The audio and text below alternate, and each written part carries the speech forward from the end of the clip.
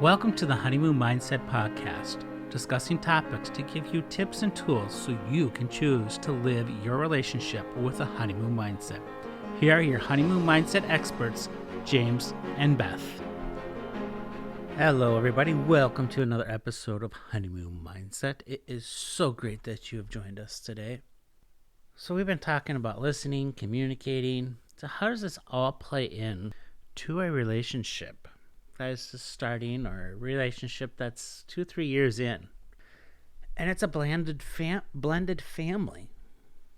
How's this going to work? You're trying to reach out to the kids. Maybe you both bring kids to the marriage. Maybe one of you do from a previous relationship. How does this all work together? Right now, I'm going to tell you, depending on the age of the kids, when I married Beth, her boys were pretty much teenagers. I knew I wasn't going to be able to replace their dad. I knew that right away. I knew going into it that there might be some resistance. There might be some anger, resentment towards me, probably towards Beth, their mom. So I automatically went into that thinking, I'm not going to be able to replace their dad. Hey, if we can be friends, great. I'll be here to support and cheer you on. And when you need help, I'll help out when I can and how I can. I'm not going to replace your dad. I'm going to do what I can to build a relationship with them. And in doing so, I just let it go at the pace of her boys. Same thing with Beth, with my 5 kids. She didn't try to replace their mom. She did stuff for them because she cared. She cared about me. She cared about my kids. She loves my kids. Yeah, she'll pretty much bend backwards for them, and has, to help them, to make their lives easier, to make their lives better. Yeah, there's a little more resentment on my kids' side, anger that we all had to work through, and it's still there. It still flares up, and we still deal with it. It's not easy. It's hard. It's frustrating, upsetting for me, for Beth. I know we ask the question why a lot at times, but that's where that unconditional love, the unconditional support. Why are you in that relationship? If your partner has kids, you never had kids, never been, you've had relationships, but this is your serious first relationship, committed relationship. Yeah, it's a whole new world. You bring it in, or if your partner has never had kids, how do you handle that? So we're going to quickly talk about that today. If you're bringing someone into your relationship with your kids, they need to be made, your relationship needs to be made first. Now, that's not discounting what your kids and feelings think. I was going to say kids and teenagers, because you can have teenagers too. They need to be part of the process as well, because they know you. They know who's going to work with you. They're going to throw animosity. That's where Kimberly and I also talked. Listen to your kids' emotions. We've had two episodes on dealing with kids' emotions. Talk to them. If they're teenagers, talk to them. Have them be honest. Remember, you may not like it. You may not agree with it. They may only see it through one set of eyes.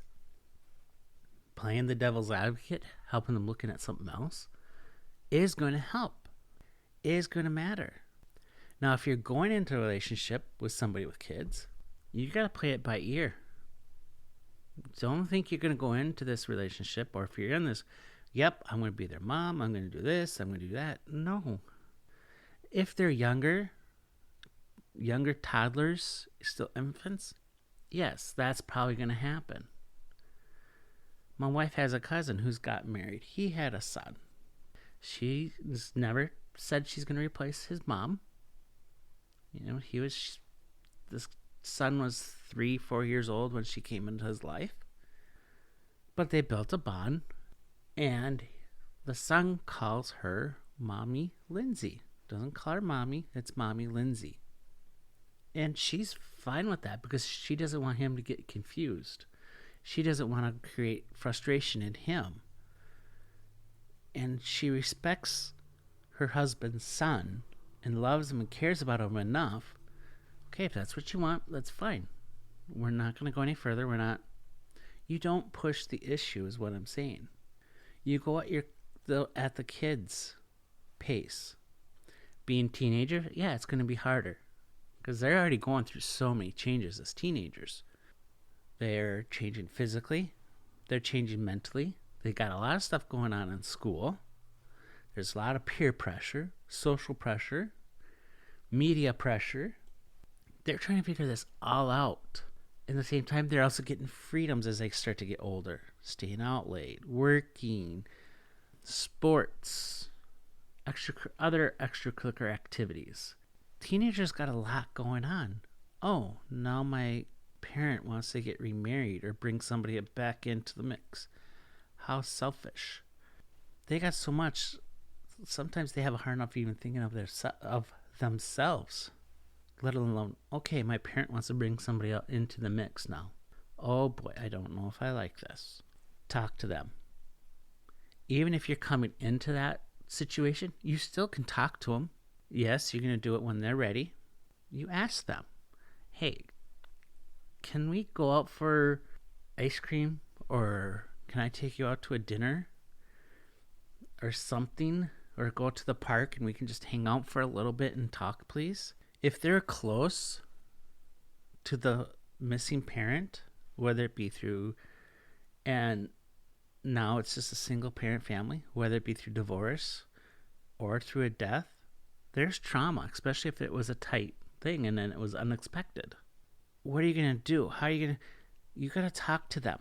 Find time. You put it in their hands, sort of when to talk, how long to talk.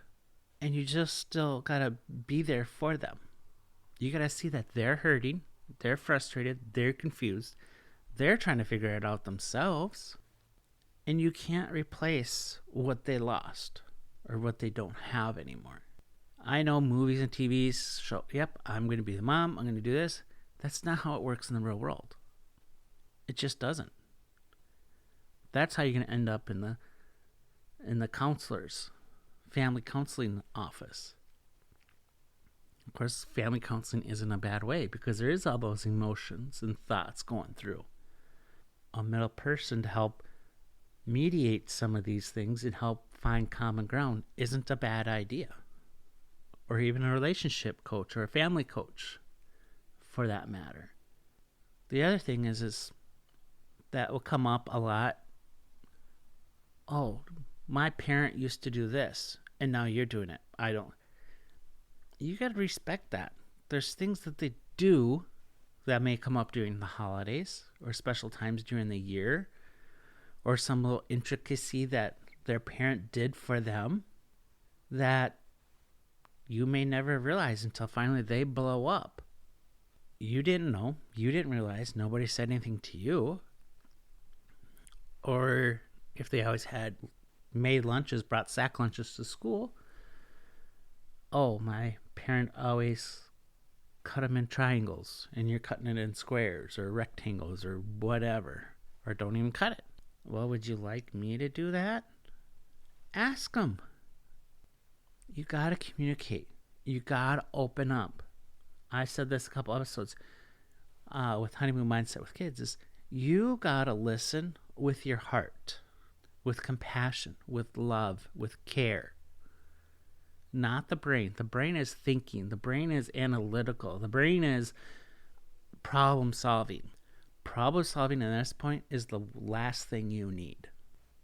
Some ideas and tips how to really help these kids and help that bond to grow is one, just be there. Be ready to listen. Be ready to be insulted. Be ready to be torn down by them. Be ready to be thrown out on the curb. Because yes, they're hurting. They're trying to figure it out. They're trying to figure themselves out. What's going on? Trying to figure out this change and where they fit into it. Especially if it's been a single parent their whole lives, part of lives because they lost somebody dear. How long has that separation been? How violent or how quickly the I know this is a bad term, turnover was, or into the new relationship. All that stuff plays into here. How's that going to affect you being there, listening, talking? Don't expect to take over as if you're the mom now. Yes, you will become the mom. They'll learn to give you that respect. But you'll probably never be able to replace mom or dad, that parent. So put it in their hands. Let them help pick when you talk, how you talk. Don't be forceful about it. Hey, I still would like to, can we just go to the park and hang out? Or can we just go to the yard and throw a ball and talk? And if they keep throwing up a smoke screen, that's fine. That's okay. Don't let that change how you care, how you look, or treat them. You're going to treat them the same as your partner. You're going to treat them with love, care, and respect. Because if you don't, and that gets back to their parent, or even if you both have kids, it'll be known and you'll upset your partner. Because that partner's going to look out for their kids. They love their kids no matter what. Even if a parent that doesn't really like kids, or it was my partner's idea, they still have a connection, a bond for those kids. No matter what, it's going to be there. And what better way to show your partner that you love and care about them by showing love, care, and dedication to their kids, no matter what the situation. Taking it at their speed, the kids' speed, the relationship, is going to build more trust, more respect, and love. And it's going to make the relationship even tighter and stronger. Because you didn't force your way in. You didn't try to take over. You went with what was there, and you worked with your partner. You worked with the kids.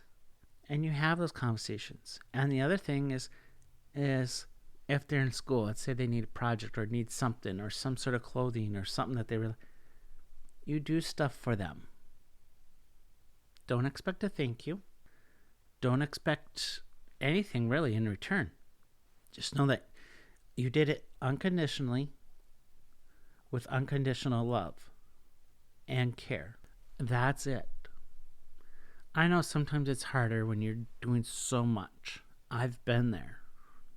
Oh, Beth's boys, it's like, okay, they don't come talk to me, they don't do this, they don't ask me for help or my input, or they're always going to you. It's like, and Beth has to say, but James, remember the one time when Cody called at night? His car sort of went into the ditch and needed help? Who did he call? Or when Kayla was trying to make something in the kitchen, who did he ask for help? Look at those little times here and there as successes and huge. There's that trust there. There is that respect for each other, that love. And I'm grateful for that. It will get there. It takes time. It takes time with a child. Because the child is still healing from the hurt. The child is figuring things out.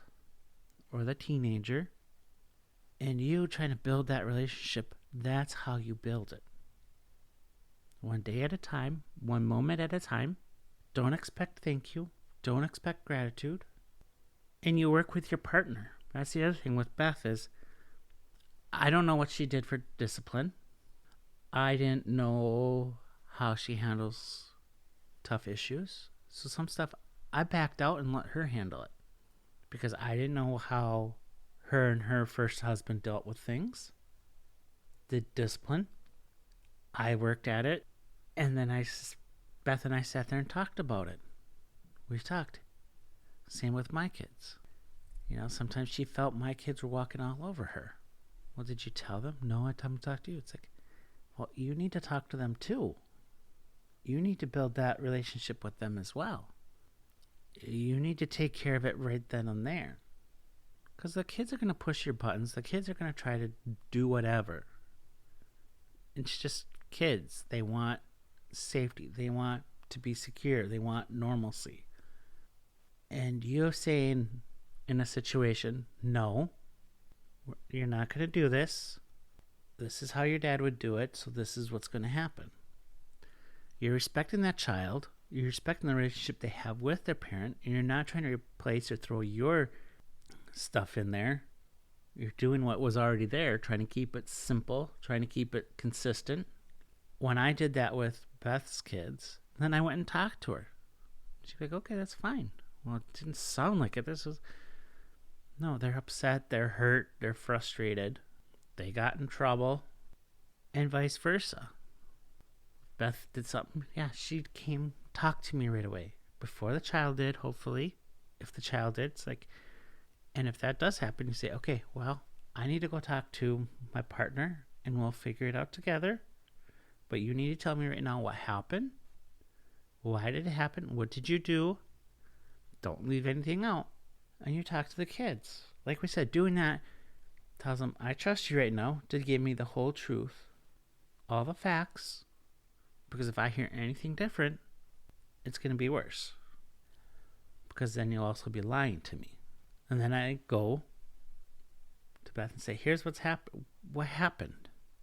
And then I get the other side. They match? Great. If not, okay, let's figure out the differences. Building a bond in a blended family takes time.